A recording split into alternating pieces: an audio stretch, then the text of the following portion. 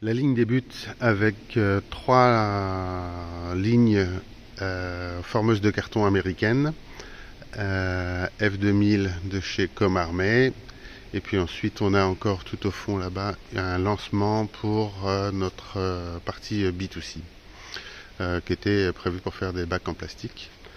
Puis ensuite on a sur ces racks un contrôle de hauteur pour bien vérifier qu'on avait les bons cartons qui étaient demandés, qu'il n'y ait pas eu une insertion manuelle. On a une dépose, une imprimante Zebra avec une dépose d'étiquette qui vient de chez Weber. On a ensuite un contrôle poids qui est juste là-bas. Voilà. On a deux gares avec des transferts de gares pour aller dans des gares qui étaient prévues pour faire des palettes. Ces gares sont motorisées sur une partie et des convoyeurs libres sur la fin de la gare, relativement grande. Et puis ensuite, donc, on a encore un contrôle poids intermédiaire ici. Toujours deux gares qu'on avait prévues pour une troisième et un poste de rejet. Puis ensuite, on a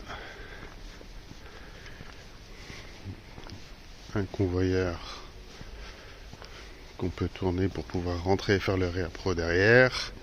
On a des gares dynamiques. D'accord. Avec du pick to light. On a 8 gares dynamiques.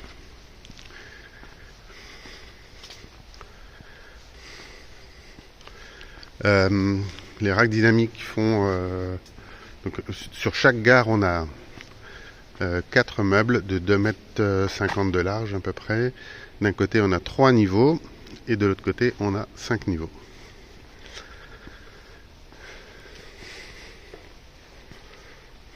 Voilà. On a régulièrement aussi des escaliers pour pouvoir passer au-dessus de la ligne. On a même un petit bouton ici à droite là qui permet d'arrêter le colis pour éviter les accidents.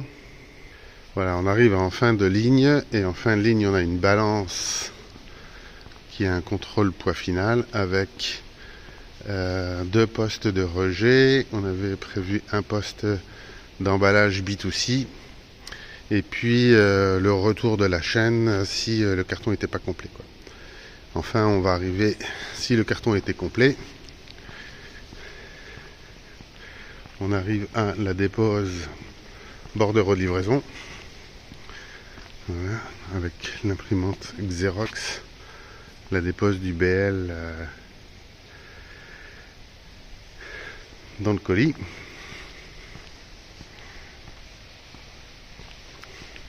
Voilà. On a une petite étiqueteuse ici là, qui permettait d'identifier que le colis avait le bordereau de livraison à l'intérieur.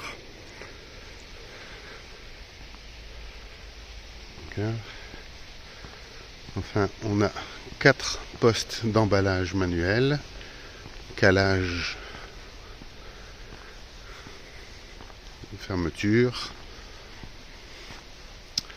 Et puis ensuite, on a les 5 voies qui sont donc un peu plus larges. Alors, tout le début est motorisé et la fin est convoyeur libre pour les transporteurs, quoi. Donc, identifier tel transporteur va dans telle ligne, tel transporteur va dans telle ligne. Voilà.